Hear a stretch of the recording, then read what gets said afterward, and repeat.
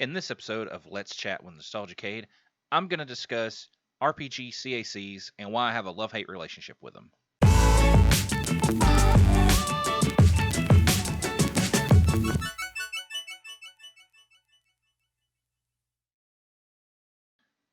So, first off, if you have no idea what a CAC is, it stands for Create a Character.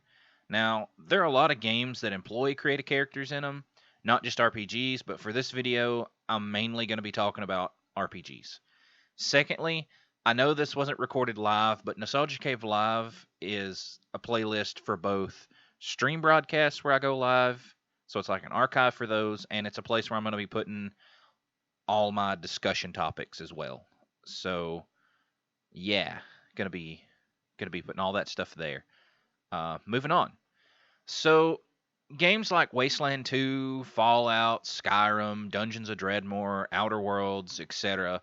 They all have you create a character at the beginning of the game, and you select stats and traits and skills that you want for that character to have, and then you play the game with that character.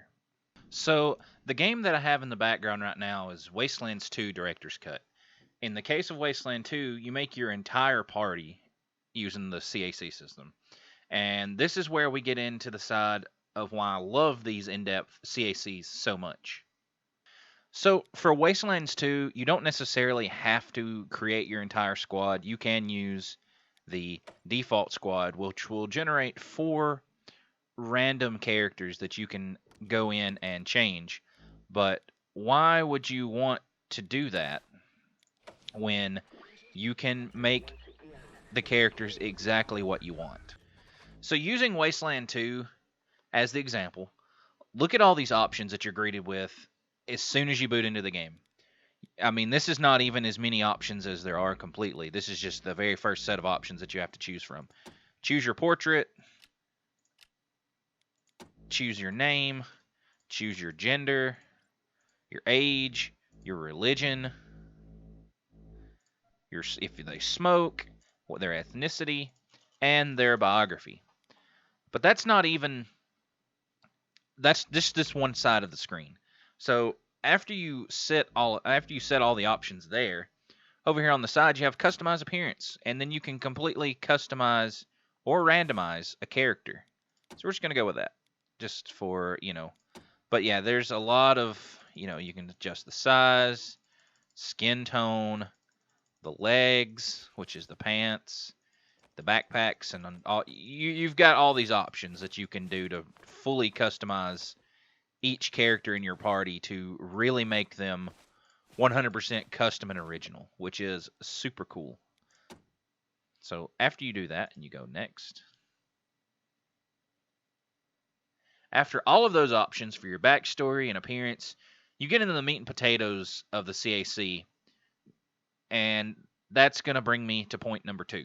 So after you get done with your appearance, you're greeted with this screen. This is where you'll spend most of your time in any CAC type game or character creator like this. You have 3 tabs of options to choose from: combat skills, knowledge skills, and general skills.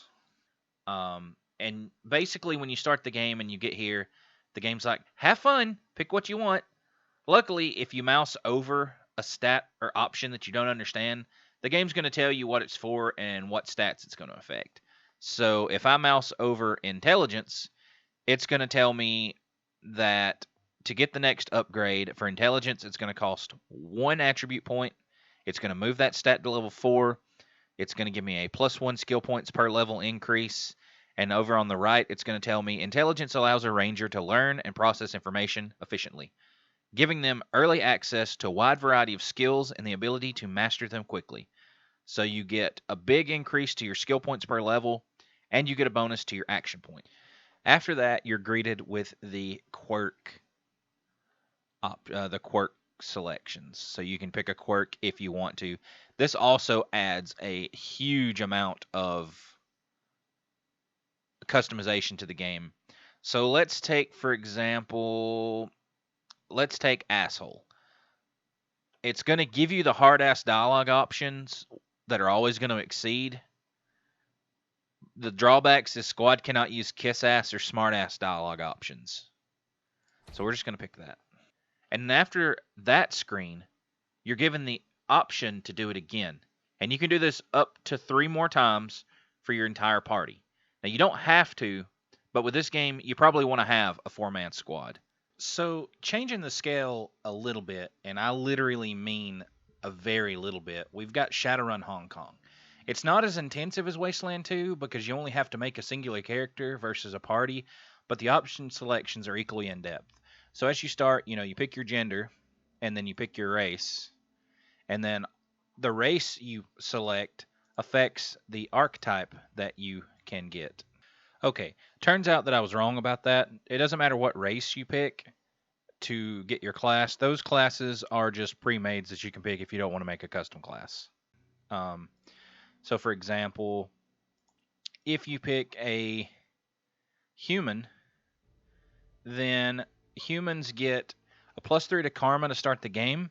Maximum stats body, all their stats are a 9, but say if you pick like a troll, they got a +1 to body, +1 to strength, so they get a 17 body, quickness 8, strength 15, charisma 6, intelligence 6, willpower 9. And then if you want to pick an archetype, you can, but normally with Shadowrun, you want to make your own custom character. So then you would pick this, and over here you also have your various customization options as well for your character. Not as many as as Wasteland 2, but a pretty decent bit. Then once you continue, you're here and you're greeted with this system. You have 55 points to spend, and you have these 6 stats to spend them in. So you literally, and each one of them has different categories. So you've got all of these categories in each one of these. You've got all these subcategories in these.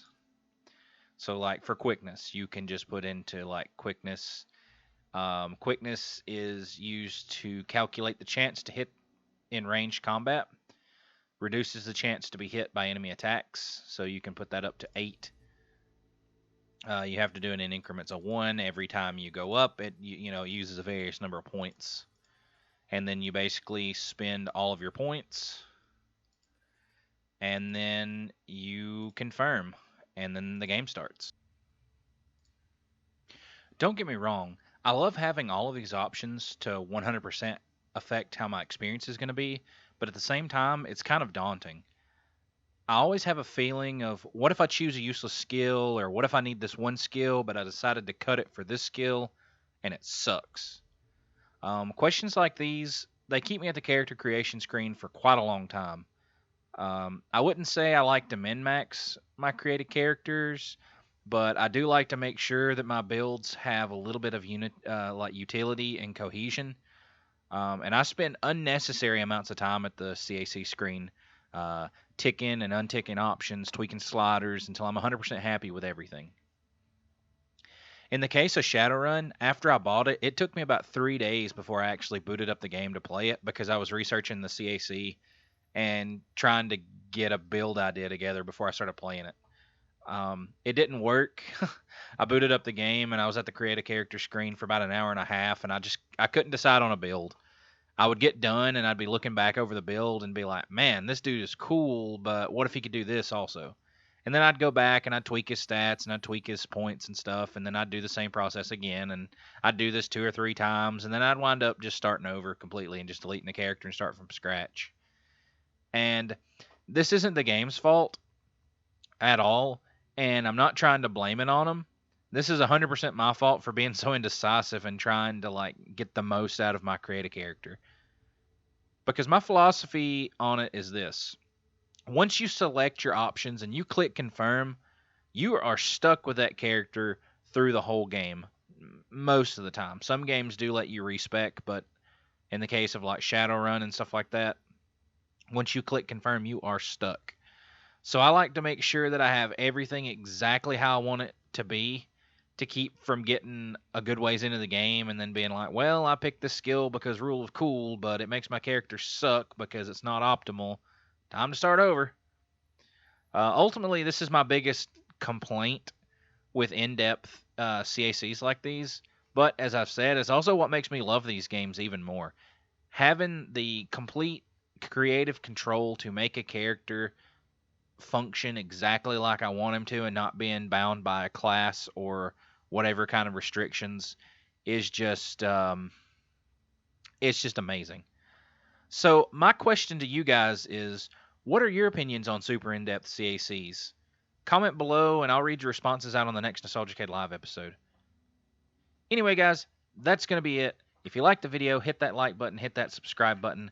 Let me know in the comment section down below what you think, and don't forget to answer the question of the week. I'm Emerald Void, and before I go, I've just got one question for you. Are you feeling nostalgic yet?